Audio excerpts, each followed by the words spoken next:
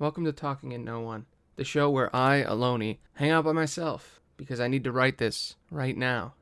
This week, I want to write Pirates of the Caribbean 6. I just finished watching Pirates of the Caribbean 5, Dead Men Tell No Tales, and I was watching it because I wanted to re-edit the entire movie, because I do that sometimes. I did it with Birds of Prey. I'm going to do it with the end of Star Wars. So I wanted to do it with Pirates. But when I went to actually go and watch it, it's really good. Like, I watched Pirates 5 when it came out, and I was, like, horribly disappointed in it. And I hated it. I was just, like, heartbroken that they took what I loved and they changed it, and they made a knockoff almost. But I felt the same thing about Stranger Tides, too. When I saw Stranger Tides, I thought, it's okay. And then when I saw Pirates 5, I was disappointed in what it could have been. But having gone back and watched it, it's good. It's not bad at all. It's really well shot. It adds a couple of things to the lore, and it's not as bad as we all thought. Because the main thing people didn't like is that they changed Jack's character, and then they added this, like, knockoff Will and Elizabeth, like just like they did in Stranger Tides. But if you actually look deeper at it, it's not bad. The only problem I have with the entire movie is I don't really like the intro all that much, and I don't like the post-credit scene. But both of those are very easy to look over. I mean, the intro's fine. It sets stuff up. I just think it's a little too exposition-y. But the thing I don't like is the post-credit scene. But when you watch it on Disney Plus, it doesn't even let you watch the post-credit scene on PC. It actually blocks it with the first movie, like, recommends for the next movie. So, it's good. It's a good-ass movie. And it was setting up a Pirates 6, but then they never made it. Because Jack got canceled. And I don't even want to talk about the Amber Heard, Johnny Depp stuff. I still don't know what to think about all that. At first, I was with everybody thinking, oh my god, I can't believe Johnny Depp is this monster. And then when you look deeper, you're not sure if both of them are monsters, if Amber Heard is the monster, if Johnny Depp is the monster. And it's just a mess overall. And I cannot tell. Personally, after watching some people react on YouTube, someone who went through that kind of thing, and talk about how she believes Amber Heard is the bad guy, I kind of on Johnny Depp's side, but there's no way he's ever going to be on Pirates again. There's no way he's even going to be able to do movies again, and it's horrible. But it's got too much nuance going on for the general public to care, and his reputation's kind of been ruined, and Pirates is kind of over now. Which at first I was really sad about, because, they're rebooting it, all-female cast, and I was worried it was going to be a little too gender-obsessed and not good. And it hasn't come out yet, so I have no clue. It might be really good. Like, Red as a character, the idea behind that character is a good idea. And a lot of the women that are going to be in it, I really like. So maybe this Pirates reboot will be good. But I wish I could see Pirates 6. Saying that, though, this movie kind of perfectly ends the series. So, like, Pirates 1, 2, and 3, I love. I love Black Pearl. I think it's one of the best movies ever made. Entirely by accident. And then I think Dead Man's Chest is, like, perfect, and it pushed forward a lot of VFX stuff, and it was a fantastic movie with an amazing ending. And then I think At World's End had a lot of really cool visual shit, and it was really epic and incredible, and it was a great ending, even though it is a little long, and when I try to watch all three, I usually fall asleep by the end of the third one. It was a good fucking movie. And then Pirates was kind of over, and it was done, but then Disney wanted to do more with it, so they did On Stranger Tides, and On Stranger Tides is okay. It's based on a book, completely unrelated to Pirates, and very vaguely based on a book. And I think they added a lot of cool stuff. I love what they did with Barbossa in that movie. And overall, I thought it was pretty good. And I like that in the marketing, it had a different banner color than the other ones. The other ones all had like that brownish color. And then on Stranger Tides, it's silver because it's not a mainline story. It's just sort of a fun side adventure where Jack's the main character. And I liked it a lot. It wasn't as great as the others, but it was okay. And the longer I get away from it, the more I think, yeah, it was pretty good. And then when Pirates 5 came out, I was hoping that Pirates was coming back, and I had all this hype and all this belief that they were going to really bring Pirates back and do another trilogy. And I followed the writing behind the scenes and like heard that the original version of the script had no magic in it, and I was like, that sounds totally different. And then as they went, they kept changing it, and watching it back, I think it's really good. I think it takes a lot of big risks. It does things that you wouldn't expect. It makes Jack this drunken has-been even more than he was before. Because before, he was a has-been that deserved to make it back. And in this case, he's more of a complete loser. Like, he's gone off the deep end, and the whole idea of him being cursed by Barbossa is great. And they kind of glossed over that in the movie. and I picked up on it and thought, ooh, maybe there's a way to make it the whole movie, but it's very subtle.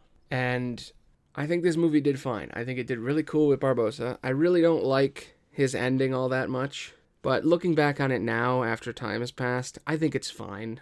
You can tell that they wanted another movie, but they never got to make it. But it really does kind of feel like the perfect ending, because Will and Elizabeth are the center of the series, and the idea of having, there's this one spin-off without them that isn't as good. Then this one, they're at the beginning is Will, and then at the end is Elizabeth and Will together.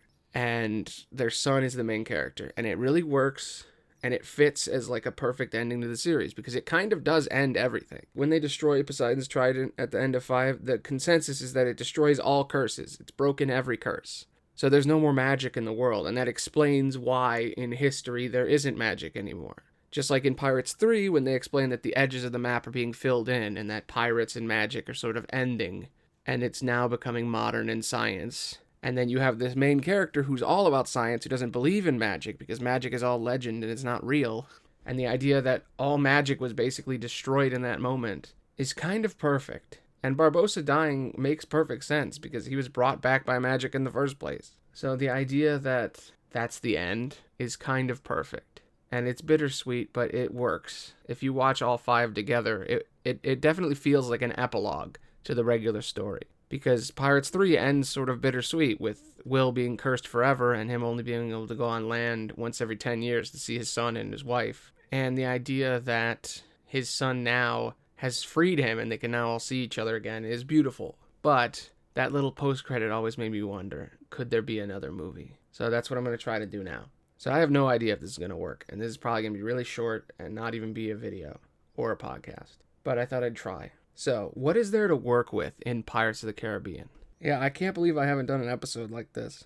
Okay, I'm going to go through my usual questions and try to figure this out, because this is a big challenge. Because that's what this show is all about. It's all about challenging myself and finding a story by myself. So, what can I do to make a story out of Pirates? Alright, is this going to be a reboot? Am I writing the reboot of Pirates like what's coming out? Or am I trying to write actually Pirates 6? I just want to think about the series that I love, and that is like my cornerstone series that's kind of influenced 90% of all the movies I ever want to make. That's why I'm always fucking talking about Pirates, because it was the movie I watched when I was 13. Every filmmaker has that one movie that when they were a teenager, they watched it, and it's the reason they make movies. And when I was a little kid, Star Wars was the reason I wanted to make movies. But when I watched Pirates, it influenced me more than anything. And it's because of that rock and roll spirit, that freedom, that speech Jack gives in the first movie. That a ship isn't just a deck and a key and sails. It's freedom. And that sort of reinterpretation of pirates, that the swashbuckler is a aged rocker, makes a lot of sense, and it really works. So how can you continue from that? So there's really only 2 ties left. I think they added the Davy Jones sting last minute, because it really doesn't seem like that was the plan. Because in the first scene, it kind of implies that Will isn't in charge of the ship and that Davy Jones is there. And then at the end of the movie, they're like, here's Davy Jones. But in the distance, when you see the Flying Dutchman, the entire crew is there, uncursed. And then Will comes off of it. So that kind of implies that they got rid of Davy Jones. Because Davy Jones fell down a whirlpool into the ocean, never to be seen again. Basically killed by the woman he loved, Calypso. So is Davy Jones gone? Could you actually do the spirit of the original Pirates 5 idea and do a Pirates of the Caribbean movie with no magic? Because now all curses have kind of been broken. What does that mean? Is there something you could do with that? Could you continue this story with Barbossa's daughter, Will Turner's son, Jack Sparrow with his brand new crew? He's gotten the pearl back. He's a captain again. His luck is back. Everybody's exactly where they should be. Except Barbossa's dead, and all curses are gone now. So what does that do to the state of the universe? What does that do when all magic has been removed from the sea? Is there anything left to do with that? So the question is, what is the concept? It really is add a clean slate. Like, Pirates is done. I don't think there's anything I can do with this. There is one thing I can do. I could do Heroine's Journey. I've been wanting to do Heroine's Journey for a long time, and I did it before with Ashton Crow, but I did the original Heroine's Journey. And apparently, there's a revised version that you can do that's designed more for writers. So I think I'm going to use that. And I think doing the story about Red and doing a soft reboot is the way to go. Because Pirates is done. It's over, and it's time to do something new with it. So this is the concept that I have now. I think I found the concept. Okay. Soft reboot. All magic has been destroyed, and now pirates are back to being illegal scoundrels, and it's harder and harder to become a pirate. So, what do we do now that it's more difficult to be a pirate, and what do we do with the main character? I want to follow Red, because I think Red is a cool idea. The idea comes from the ride. On the ride, there's a character named Red, who is a female pirate who is conning people into selling a bunch of chickens to them. And the only real thing that she has as a character is she wears a red bandana. And a lot of people think she's going to be the main character of the new movie. So, what can we do with this? I've always been obsessed with this one single idea of a pirate. I always wanted to do a story about a landlocked pirate. Someone who can't be a pirate because they don't live by the sea. They're obsessed with adventure and freedom, but they're stuck in like this rigid and terrible existence and they can't leave.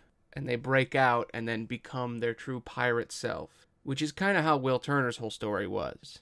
And I don't want to do the same movie again. I don't want to do, there's a couple and they're in rigid Victorian times and they meet a pirate and one of them gets taken away and they have to embrace their piratiness in order to save their love of their life. And they have to join with Jack, this wacky pirate rock star man. I don't think that's what I want to do. That just feels like a knockoff, and that's not what a soft reboot is. A soft reboot is supposed to reinitialize the series for a newer generation, talking about new things, but keeping the good stuff from the old thing. And it's still a reboot, but it's still canon with the rest of the series. And that's what I want. I want a soft reboot. So my idea is Poseidon's trident has broken, all curses are gone, and magic is gone from the sea. And this is the next generation of pirates. The Brethren's Court is nothing but legend. Jack's weird family of rock stars are all gone at this point. Jack may be out there somewhere, but we'll probably not meet him in this movie. Maybe he'll come back in another one. Will and Elizabeth are retired. They have their son. They're together now. They probably had another kid or something. Barbossa's gone, being a pirate in the afterlife.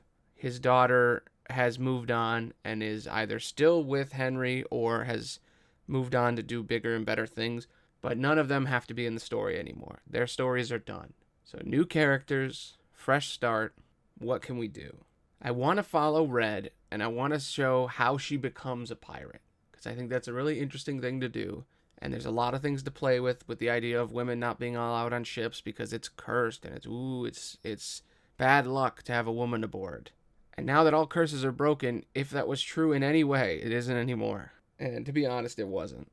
So I'm looking at Gail Carriger's heroine's journey, which was basically the original heroine's journey. I thought was written back in the 1800s. Apparently it wasn't. Apparently it was like 80s or 60s. Same thing with Joseph Campbell's hero's journey. But apparently a therapist took hero's journey and made the heroine's journey to help women in therapy. And then Gail Carriger took it and turned it into a more legitimate writing tool. And that's what this is. This is sort of the simplification. Because whenever a writing tool is created, people use it a bunch, and then someone takes it and remixes it and re-releases it as their own, basically taking the idea and saying it's theirs, but slightly changing it. And recently it happened with Dan Harmon a while back, where he did the story circle. I'm doing my own thing, where I have my 7 questions. Every writer's sort of got their own version of all these tools that they have in their head that they sort of mix and mash. So this is the heroine's journey. So I'm going to go through it, and then we're going to try to fit these together. So I don't know if this even works for this story, but I liked the other heroine's journey a lot. This one's a little simpler, and I don't know if I like it. It feels a little rigid. Now, yet again, I know nothing about this. I literally just learned about it like a week ago, and I still haven't read any of the official books on any of these. I just use it like I use Hero's Journey, where I just kind of use the bullet points to sort of help me emphasize what I'm working on. So, according to this one, there's a broken familial network. There's tension in the family of our main character. They want something. Their pleas are ignored. Their power is taken away. Against their will, they withdraw from the dream and the want, and from society. Their family offers them an opportunity that fits more in line with the family wants. They are then isolated and in danger. They disguise themselves in order to do what they really want, breaking all the rules. They find a surrogate family. They search for something, aided by their new companions. They visit to the underworld. They delegate, they network, they look for information, they gather information, and they compromise between their two ideals. The ideals that their family wanted them to have and the ideals that they have. They sort of mix the two. They negotiate with the family to reunite. They have a structured reunion where they're all back together again. And then the story concludes, and they rebuild the broken family dynamic that they originally had. So, reading all that has given me a bunch of ideas, which is what the whole point of it is. So, I'm thinking Red grew up in some kind of landlocked city, maybe not even landlocked, just the idea that because the sea has to be nearby for them to even want to go there. But they grew up in somewhere where they can't leave, and we could just say it's in Port Royal if we wanted to, because it's the pirates' lore and everything, and you want to go to the similar places. But alright, for now, we'll just say they're in Port Royal. We'll use all the same locations, because it is a reboot, but it doesn't mean you can't go to the same places. The world should be the same. We don't want to change it too much. So, okay, she lives at Port Royal, and she has a family that she has problems with, and she wants adventure, she wants to explore, she wants to be a pirate, and they stop her from doing that, and they want her to do something else instead. Maybe we could be a little bit less traditional with it and not do the full-on Elizabeth thing of, like, you gotta wear a corset and you gotta be a fancy lady. I feel like she shouldn't be a rich person in this one. I feel like she should be lower class, because we haven't seen that in Pirates. So maybe they want her to work on a farm, or work in a granary, or cook or something. Do something that's feminine, but not necessarily only feminine. I think cooking is good, because she can be a cook on a ship, and that's the compromise at first. She wants to be a captain, she wants to be a pirate, she wants to search for treasure and live with adventure and be free, but her family wants her to help with their butchery. They're butchers, and they want her to be a butcher and a cook, and they want her to fucking cook food and sell it, and that's it. Her family owns a restaurant in Port Royal, and they decide to offer her a position as a cook on a Navy ship, maybe. Something like an assistant cook. Or maybe they offer her a position as a cook somewhere else, like somewhere fancier or something. And she doesn't want to do that, so she disguises herself as a man and then joins a crew. And that becomes her surrogate family. And then this new pirate crew are in search of some sort of treasure, and they go to some sort of underworld. I'm thinking Tortuga, because Tortuga is always fun. And we never really spend an extended amount of time in Tortuga. But I feel like that shouldn't be the final location, you know. If this really is a soft reboot and we want to, like, step on the touchstones of the original but still be original, we should go to fucking Isla de Morta. Like, if all curses are broken, Isla de Morta should have reappeared.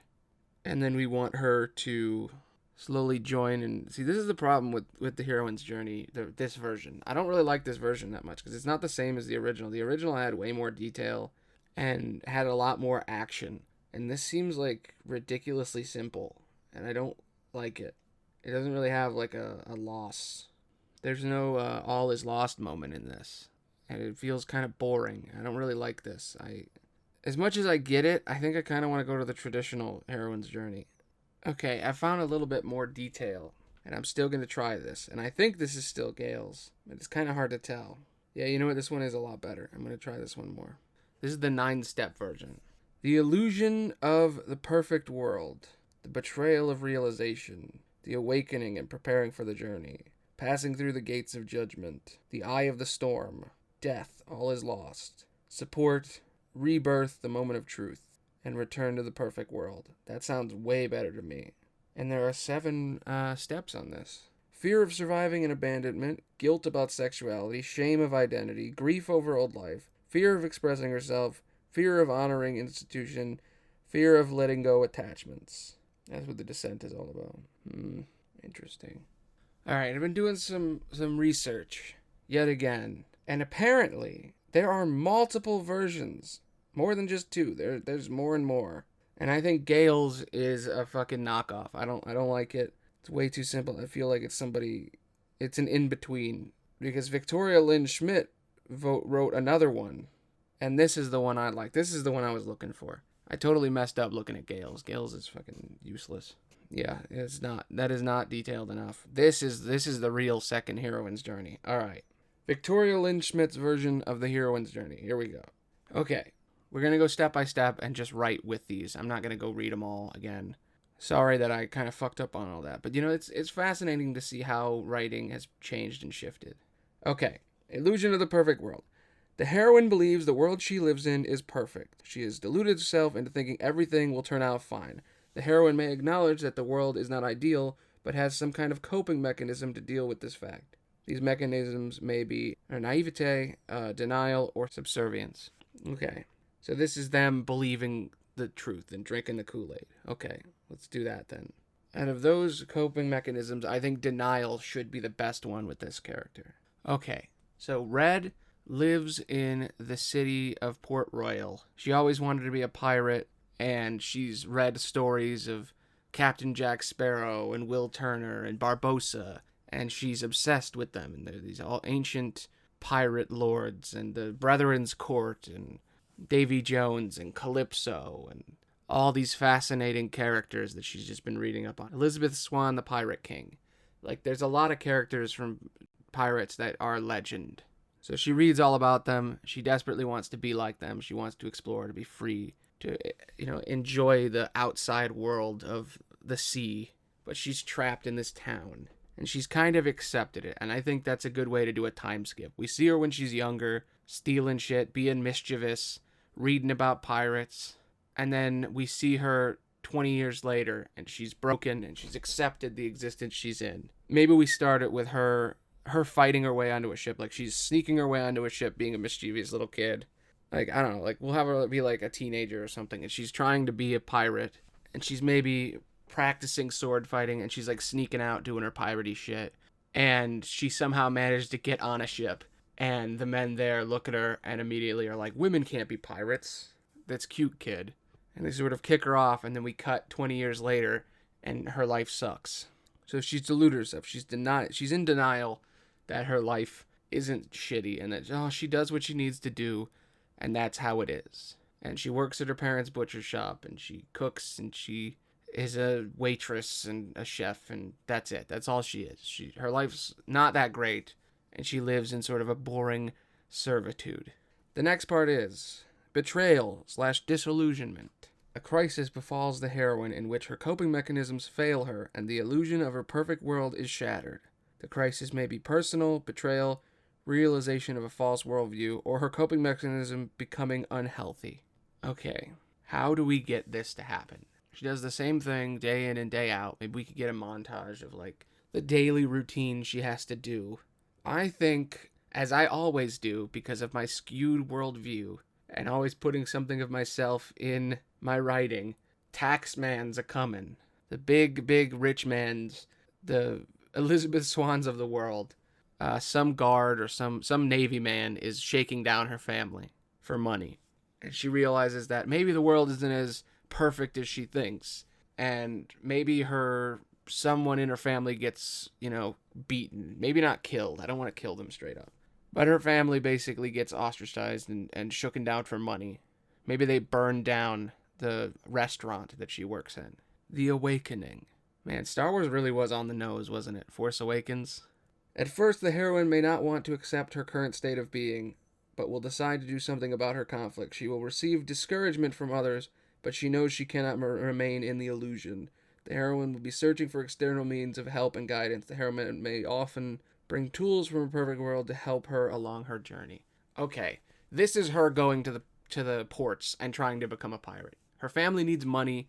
Their business has been burnt down and damaged. They owe a bunch of money to these fucking assholes, and she needs to get money. And she tells them, we could go and work with these pirates. I'm a cook. I could work on their ship. It's good money. They need a cook. They need to eat.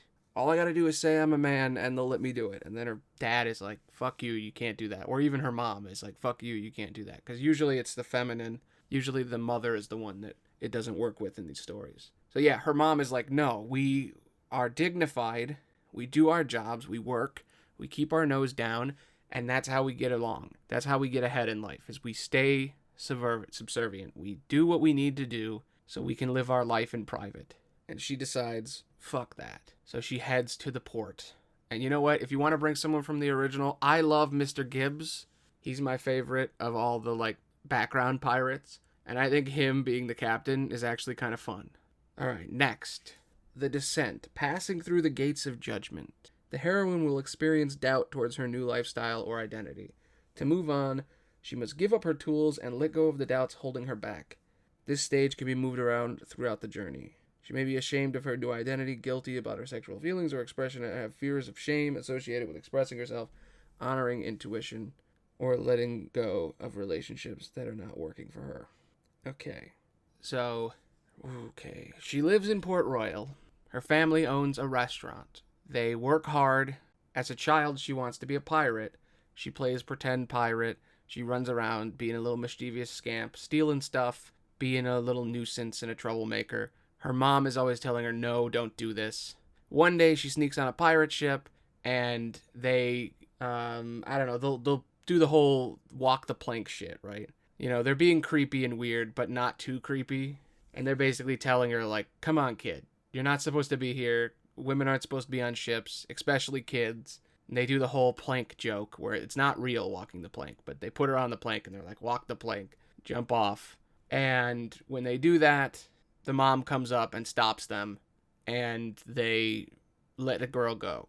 And then we cut to 20 years later, montage style, we see her regular day as a waitress who tries to cook a little bit and fills in. And it's her mom, and her dad running this restaurant. And she's kind of accepted the life that she lives and understands that this is who she is and this is the world and her lot in life. And her mom has told her that she can be her weird self, but only in private. So she still practices sword fighting. She still practices lockpicking. She still practices all the pirate shit. She still has this room filled with all of her legends of pirates. And she's still reading about pirates. She still cares, but only secretly. And she hopes that one day, maybe, but she accepts the life that she's in. And that's when the taxmen come and say, hey, you owe your tax. You owe us money. You didn't pay last week. And the dad's like, I did pay. And you see this sort of bullshit corruption.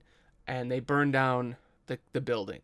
Part of it, at least. And the family owes them even more money, and they're completely screwed. And she tells her parents that she can go be a cook on a pirate ship. She can pretend to be a man and work on a pirate ship. And they're like, no, you'll never work with pirates. And she says no one else will hire her. Nobody else is dumb enough to fall for it. And then she goes to the docks and she does it. She becomes a pirate. So let's get to the second act of this 3-act part, because heroine's journey is built in 3 sections. Eye of the Storm. Similar to Boon of Success, the heroine triumphs for a short period of time. However, this victory serves as a false calm. This stage can be moved around throughout the journey. In the true heroine's journey, the heroine may experience momentary but not sustained success because those around her do not want to be led by a woman for long, or the men around her begin to undermine her, or after the crisis passes, she is left to fill multiple roles that are inconsistent or impossible for a single person to fulfill. So she sneaks on the ship, dressed as a man to be the cook, and then they find out very quickly that she's a woman. And at first they're going to throw her off the ship, but they need someone to help manage the food and keep the food on the ship and keep a cook. So we get a little bit of fun of her pretending to be a man and all that great Tortuga stuff. And then when they're at sea, they realize, like, oh shit, it's a woman. And they get all their weird paranoia and, it's bad luck shit. And they say that they can't get rid of her. And the captain is like, oh, you know what? Let her do it. But I have like 8 jobs for her. And they have her do a bunch of shit around the ship. And it's so much shit that she can't handle it. The next part in the story. All is lost/death. The heroine realizes that her newly learned skills cannot help her, and she cannot fall back on her old ways either. The situation around her gets worse, and she has no choice but to accept defeat. Then there's a moment of support. The heroine finds support in a person who will help her out. This person can be anyone ranging from a spirit to a goddess to a friend. The heroine accepts the help from the supporter and comes to understand that being alone is never enough. This stage can be moved around throughout the journey. I like that you can just move shit around, but it makes it feel way too loose. Rebirth, moment of truth. Due to the support she has gotten, the heroine finds courage and hope again. She fully understands her place in the world and how she will face her doubts. She awakens, sees the world and her role in it differently, and then return to the new world. The heroine sees the world as it truly is. She understands herself better and will change the way she lives her life from now on. This change is more spiritual and internally driven than external. Okay, those are all fun and good. And I think all is lost is her losing the entire ship. And I think support is her meeting, maybe finding out that one of the other pirates is actually a woman and like an older woman that's helping her out. And then the moment of truth is going to be her taking the ship back, maybe, or something. And then the return to the New World is her traveling back home with a bunch of money for her family, but also going there to rob the rich assholes from the beginning. So, okay, we got some basic structure. Now we can go in and make some action and excitement. So, what are we going to do with this?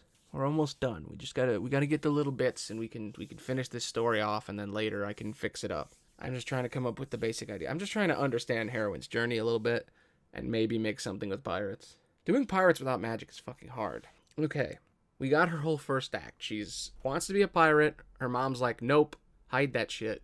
She still practices, so she's good, but she never gets to execute on it. She pretends to be a cook to join the pirate crew. They find out she's a woman. Maybe she gets thrown in the brig. Maybe they won't even give her multiple jobs. Maybe it's like full on, okay, we'll throw you in the brig. And then the cook dies, and then it's like, all right, you can be the cook, but you also have to mop all the decks and do all this. And this is sort of the earlier parts of the movie. Then she overhears what the captain is going to do. And the captain, let's not make it Gibbs. Let's say that the captain is someone else. I don't know, some different character. Maybe it could be Gibbs. It doesn't matter. Anyway, the captain has a job they're about to do. They're looking for some sort of treasure. The ship gets attacked by another group of pirates, or maybe by navymen, and they're all fucked. And somehow she manages to save everyone. She uses some kind of leverage or some kind of trick and her skills, and she manages to help fight off the attack and prove that maybe she is pirate material. So the captain gives her a chance, and we get to follow her on the crew as a full-fledged member. And we find out, okay, we won't tell anyone she's a woman, but all of you know, we'll allow it. We joined this crew so that we didn't have to follow the rules of society and the rigid bullshit of those assholes at the top. So screw it, let her be on the crew. So she joins the crew, and she and the captain have survived, and a lot of the crew are dead. And they have to, maybe the captain wants revenge on another pirate, the one that fucked up the crew at the beginning.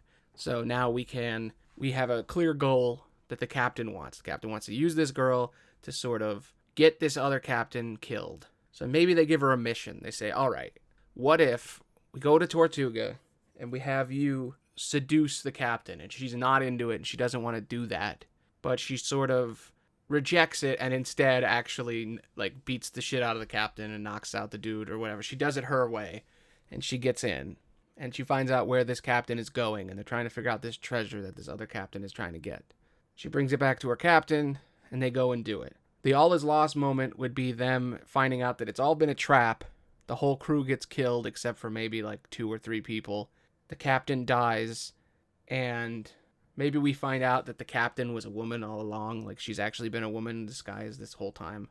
Or maybe she gets her leg cut off or some shit. Something that's like not full on death so that she can continue to be in the story. But she's no longer the captain. And Red decides to take up the mantle and become the captain. And maybe instead of having the villain be a pirate, the villain could be the taxman. So like there's a guy in charge, like a duke or like a governor. Yeah, there's a new governor of Port Royal because Elizabeth left, so someone else has taken his place. We'll make him a Beckett. No, Beckett didn't have any kids. Whatever. There's a new governor, and they're in charge of Port Royal, and they're an asshole, and they're fucking everybody up, and they have enforcers doing shit, and like a different pirate crew that's like doing all the bad shit and burning shit down. So she joins the other crew and sails with them so that she can go on the sea. And they're trying to figure out this treasure that he's after.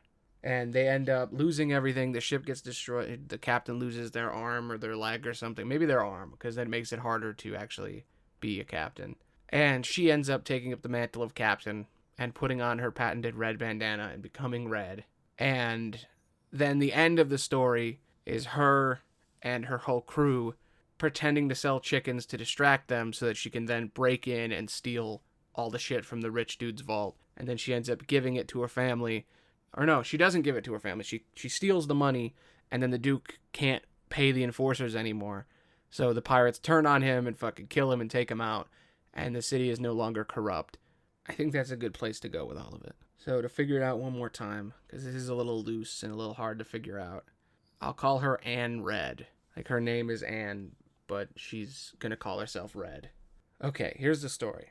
Anne is a young girl growing up in Port Royal. She wants to be a pirate, and she's obsessed with them. She heard bedtime stories from her mother about pirates in the olden days, and how the city was ransacked by cursed skeleton pirates, and Davy Jones took over the sea, and Poseidon's trident was destroyed, ending all curses forever, and the Pirate Brethren Court, and all this epic Pirates of the Caribbean shit. So she's pretending to be, like, Elizabeth Swann, and she's, like, killing the shit out of fake pirates and shit. And she's trying to play pretend with all the boys who are also pretending to be pirates. And her mom comes up and is like, no, those are just stories. Yeah, I know you like them, but you have to do that stuff in private. We can't do that in front of other people. Women aren't allowed to do these things. We then cut 20 years later. She's a waitress, kind of a cook. Like, her dad is, like, maybe, like, the sleepy loser dude. He's, like, a drunken mess or something. And she's actually cooking for him and doing his job because he's the head chef. But she's sort of doing it slyly while she's also a waitress. And she's kind of accepted her lot in life. Until the governor and all of his corrupt pirates that he's hired, these enforcers, not so much pirates, maybe the governor's navy men. They're these corrupt asshole navy men who aren't very normal navy soldiers. There's something off about them. And he's hired them, and they burn down the restaurant because the dad won't sell to them or something. And they're screwed, so the governor basically taxes them and is like, you owe me a bunch of money, you need it by this date. And she needs to save her family, and the only way to do it is to throw her lot in with a group of pirates that are constantly coming by. We'll call the captain Maron. Their real name is, like, Marina or Marina, but she goes by Maron, this male pirate, but she's actually a female pirate. She's in disguise. And she's taken sort of a liking. We see her earlier when Anne's young. We see her, like, interject when she somehow, her and a bunch of kids, another bunch of boys sneak onto this ship, and then she's like, you're not supposed to be here, as, like, the first mate or whatever. And then the mom shows up and kind of interrupts it all and is like, yo, don't do this. So Red and Maron lets Red join the ship. She's now part of the crew, and she's playing pretend as a male, and she's the ship's assistant cook. Eventually, the governor sends his captain. He has his own pirate captain, basically, the leader of the Navy, who's this corrupt dude. Basically puts a raid on the ship and is basically like, all right, we need to pull you over. And they haven't done anything yet. They haven't done any crime. They don't even have a pirate flag right now. And he basically says they're holding contraband when they aren't. And as a result, he kills the cook, or arrests the cook and hangs him in the street. And she's now the cook. The crew are investigating something. She's listening to what's going on, and then it is revealed, oh shit, she's a woman, and she's put in the brig by the captain. And the captain, she overhears the captain talking to the crew and trying to figure out how to stop the governor's men and find out where they're holding all this extra treasure. They're trying to find this treasure, and they can stop him and get it from him. And for some reason, the captain is letting her on the ship, even though she's a woman. The captain is like, all right, we're gonna do some things here. And the captain's sort of subtly manipulating the crew into letting her work on the ship a little bit. And then she basically tells her in Tortuga, when they go there to sort of investigate a guy, she's like, all right, you got to prove your worth. Get information from that man. And then she sort of says, like, use your feminine wiles or some shit, pretending to be a man the whole time. Actually, now I'm kind of imagining Tilda Swinton as this captain pretending to be a man. I think that would really work. So yeah, Tilda Swinton is the captain. She's Marina. And Karen Gillan can be Anne. I love Karen Gillan. I've always loved her since Doctor Who, and she's really good in Guardians. All right. So she has to get her way around this guy and get this info. And instead of using her feminine wiles, she knocks him out, maybe fights him in like a sword fight. And there's like a big bar fight in Tortuga because that's always fun. And she kind of causes this bar fight in order to get the info from him. And it's a map. It's a map that leads to their next destination. Something the governor wants. So she and the crew head there. And it turns out that it's a trap. The governor set up a bunch of these fake treasure maps to lure out pirates so that they could take them out. And they knew that they knew Mariner was a captain all along, was a pirate. And they cut off Mariner's arm, and they kill half the crew, and they set the ship on fire, and they're going to kill everybody.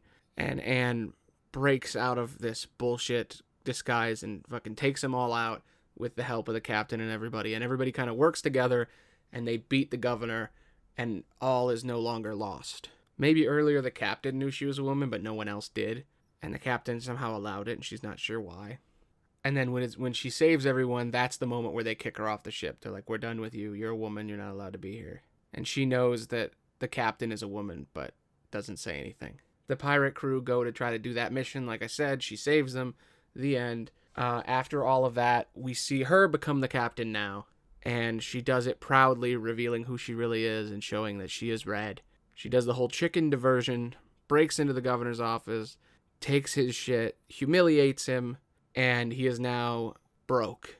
And he tells his Navy men, take them out, destroy them, kill her, execute her. And the men turn to him and they go, no, pay us.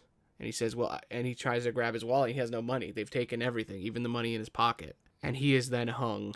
And a new governor has taken power. And he pays Anne a little bit of money. And then Anne's family are happy and secure. And she is now a pirate, setting for sail. And we do the classic pirate song. Yo ho ho and a bottle of rum. And earlier in the movie, there's like a long night where they're all hanging out on the ship and they sing that song together and she feels like she finally belongs. And that's the night right before it's revealed that she's a woman and she gets kicked off the crew. And then she goes back and saves them all. I think that all works. I think that's a really good story. It needs a little bit of work, but overall, I think it's good. So if you liked this, please give Apple, YouTube, Spotify a reach around. Review, subscribe, comment, do whatever you have to do to make this shit grow. Because if I can get more and more people and more interest in this, these can come out faster and faster. And I don't have to do a different show every week and have a show every month. I could do all the shows every week. Also, check out my new show, D and Me. It's a spin-off of my D&D show, but I play D&D by myself. And it's a lot like this show, except there's another me on here with a different voice. And it's more epic and story-based. There's more going on than just writing. Anyway, thanks for listening. Bye.